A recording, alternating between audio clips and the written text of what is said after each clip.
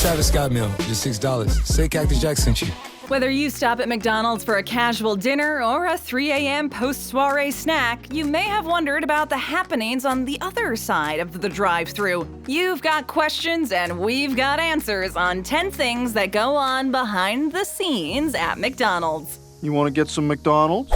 Why is the ice cream machine always broken? Good question. Does it ever feel like every time you're craving a McFlurry, the ice cream machine is never working? If the memes circulated around social media were anything to go by, you're not alone. Turns out there's actually a reason for that, and no, it's not because the employees are lazy. According to reports, McDonald's requires that their ice cream machines undergo a 4-hour-long nightly cleaning cycle. So the machines aren't actually broken for the most part, they're just out of service for a little bit while they're being cleaned. In 2017, McDonald's announced that it would be replacing the machines due to a large volume of consumer complaints about the frequent unavailability of the restaurant's cold treats. The newer machines are supposed to have fewer parts and, by extension, be easier to sanitize. However, replacing every single ice cream machine in every single McDonald's is evidently going to be a pretty lengthy process. And that doesn't account for all the times the ice cream machine does break. That thing is broken.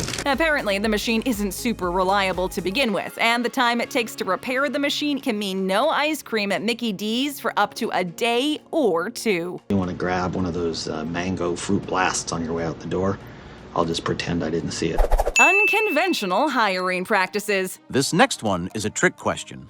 Groceries? I'm hired. Welcome aboard. In March of 2019, McDonald's Canada launched its Friends Wanted ad campaign, encouraging friends to apply to work at the franchise together. McDonald's took a more progressive approach with this campaign, opposing the popular belief among employers that employees who are friends won't get work done. Clearly targeted to the youth, these ads leverage the idea that young people are more likely to apply for a job, especially one with fewer perks, if it means they can work with their friends. The recruitment campaign is set up so that each friend submits an individual online application where they make sure to mention their friend's name in the form. By doing it this way, McDonald's essentially doubles its list of applicants. You work here too? Jesus, anyone else from our graduating class back there? They also had a day where applicants could go through a quick virtual hiring process through Snapchat, which they called Snaplications. As youth employment rates continue to rise, McDonald's is vocal about their support of and eagerness to hire young people. Well, congratulations. You got yourself a job. How much salt is in the McD's fries? Now for a dash of salt. If you're a fan of McDonald's, chances are you're an even bigger fan of their fries. They're the perfect snack to satiate salty cravings. The only issue is, well, the salt. A small batch of McDonald's world-famous fries clocks in at 220 calories and 180 milligrams of sodium. If we base our numbers on a daily 2,000-calorie diet, 180 milligrams of sodium is 8% of your daily intake. And a large takes up 17% of your daily percentage values at 400 milligrams of sodium. McDonald's says its salt serving was determined based on consumer opinion, claiming that extensive research has shown that the majority of customers prefer a light sprinkling of salt on their French fries. If you find the fries too salty, however, you also have the option to order them without salt. Hi, welcome to McDonald's. May I take your order, please? Would you like fries with that? How about some? It's also worth noting that McDonald's fries freezes and then refries their potato slices, so a lot of that oil is being used twice. Whatever, I'm getting cheese fries. The McDonald's stats. I'm gonna pump those numbers up. Those are rookie numbers in this racket. Everyone knows McDonald's is a huge global business, but you may not know just how huge. As of June 2020, McDonald's tends to approximately 25 million customers per day. They have a total of 14,000 restaurants in the United States alone. Last year, they generated $21 billion in revenue and just over $6 billion in net income. Every minute around the world, an average of 75 McDonald's hamburgers are sold. Every day, it sells 9 million pounds of French fries globally. Every year, 550 million Big Macs are sold. Add that up and you get... You want me to speak? Most of the fast food chain's revenue comes from the U.S., generating 32% of its global income. They've recently taken a few modern steps forward in their restaurants by adding ordering kiosks and a mobile app. There are also 7,800 McDonald's restaurants that offer delivery in 47 countries through its Uber Eats partnership. Bet you can't guess what the #1 menu item ordered through delivery is. No, it's not the Big Mac or McNuggets. It's actually the double cheeseburger, which makes perfect sense considering its popularity and price point. Doing an analysis of the secret sauce. Ownership of Chipotle. If you're like other Americans, you love to eat Chipotle. In 1998, McDonald's invested $50 million into Chipotle Mexican Grill. Chipotle founder Steve Ells had 13 locations in Denver within the first 5 years that the chain was operating. While he was looking to expand, he managed to get invited to a McDonald's board meeting where he brought burritos and tacos for the executives to try. McDonald's apparently loved the food enough to invest, giving Chipotle enough leeway to open 500 new restaurants. McDonald's investment grew to a 90% stake in 2005, which meant that, effectively, McDonald's owned Chipotle. Because they had so much say in the company, McD's also had a lot of suggestions. Right. They wanted to rename Chipotle Mexican Grill to Chipotle Fresh Mexican Grill in order to better compete with other Mexican chains like Baja Fresh. They also suggested serving breakfast, offering drive-thru service, changing up the menu in different parts of the country, for example, adding barbecue in Kansas City, and letting McDonald's franchisees own Chipotle restaurants. Chipotle, in turn, ignored most of these suggestions, and it seems like it paid off. Give me rent. You'll get your rent when you fix this damn door! It was in 2006 that McDonald's decided to sell their shares in the chain back to Chipotle, opting to focus on their own burger business instead. McDonald's lawsuits. And I object! I object!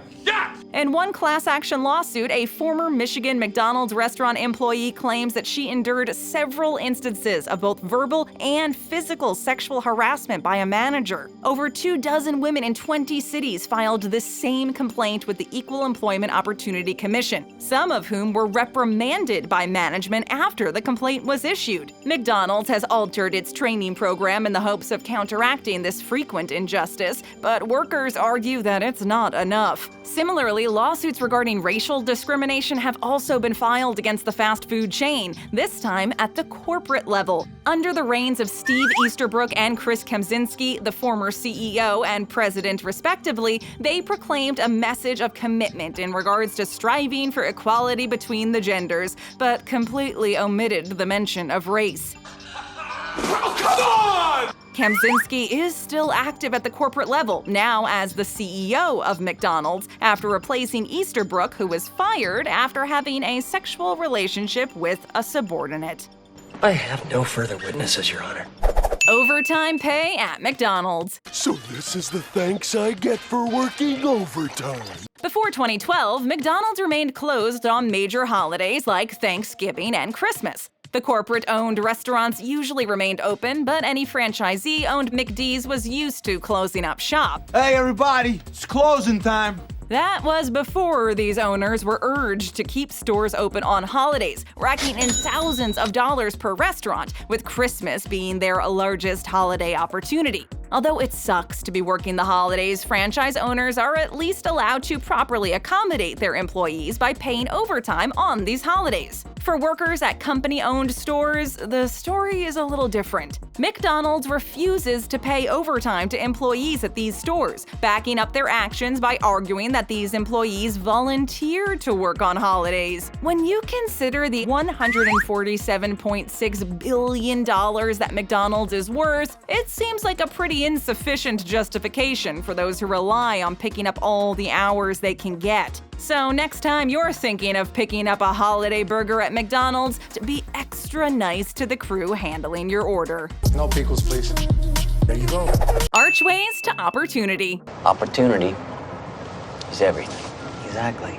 Archways to Opportunity is a program created by McDonald's to help employees further their education. Their programs help eligible employees of participating restaurants improve their English skills and work towards a college degree. They can also help these employees and their immediate families earn a high school diploma through online courses and draw up an education and career plan with advisors. And the best part is that McDonald's covers the cost of tuition for the course. They also have an online program that helps employees complete their high school diploma over the course of 18 months. Since its launch in 2015, Archways to Opportunity has had nearly 55,000 American enrollments. Over 39,000 restaurant employees were awarded college tuition assistance. Over 7,400 people graduated from their English Under the Arches program since 2007. Nearly 900 people have graduated from their career online high school program. Say chess. Chess. And they have granted over $100 million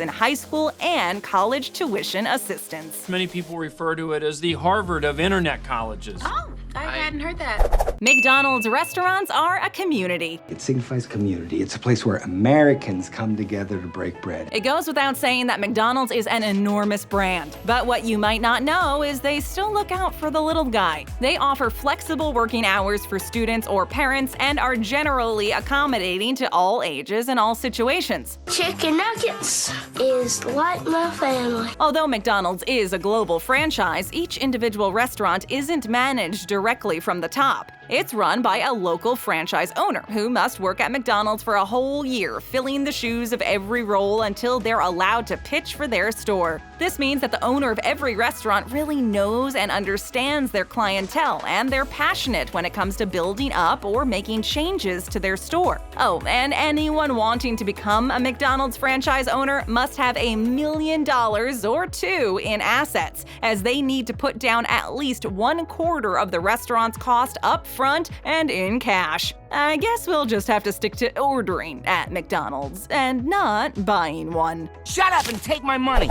McDonald's charity. So, I decided to volunteer you to do a little charity work. The Ronald McDonald House Charity was founded in Canada in 1981 with the goal of keeping families of sick children as close to their child as possible. They give families who don't live close a place to stay near the hospital where their child is being treated. Every year, RMHC keeps over 25,000 families close together. They have 15 Ronald McDonald houses which provide private family bedrooms, fully equipped kitchens, laundry facilities, playrooms, education programs, special suites for kids with compromised immune systems, recreational activities, and other support services, including those that accommodate siblings. In these houses, they can sleep, share meals, do laundry, and connect with other families experiencing the same circumstances. Through their 33 programs, RMHC helps save Canadian families $49 million every year in unexpected expenses. Bad day, huh?